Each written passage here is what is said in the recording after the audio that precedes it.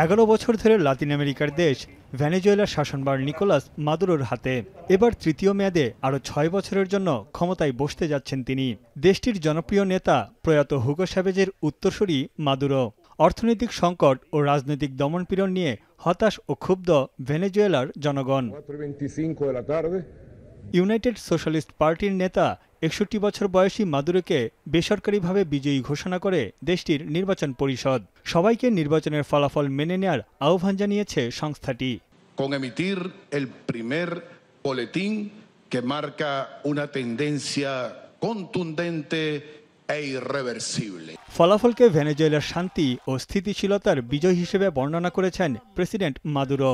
দেশের গণতন্ত্র, আইন ও জনগণকে রক্ষায় কাজ করার অঙ্গীকার করেন তিনি।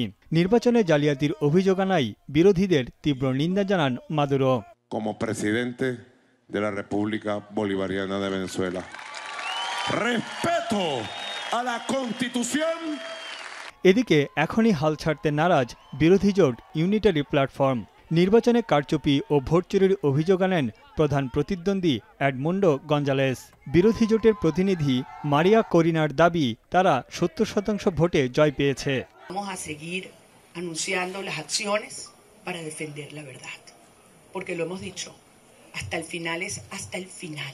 নির্বাচনের ফলাফল নিয়ে গভীর উদ্বেগ জানিয়েছেন মার্কিন পররাষ্ট্রমন্ত্রী অ্যান্টনি ব্লিংকেন। তার অভিযোগ, নির্বাচনে জনগণের ইচ্ছার প্রতিফলন হয়নি।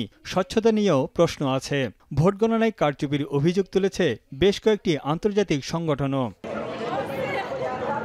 2010 সাল থেকে উচ্চ মূল্যস্ফীতি, বেকারত্ব সহ নানা সংকটের মধ্য দিয়ে যাচ্ছে ভেনেজুয়েলার অর্থনীতি। মানবাধিকার লঙ্ঘন ও গণতান্ত্রিক পরিস্থিতির অবনতির জেরে পশ্চিমাদের নিষেধাজ্ঞার কবলে আছে দেশটি, যা সংকটকে আরও জটিল করে তুলেছে। তানভীর জানি, এখন বিশ্ব।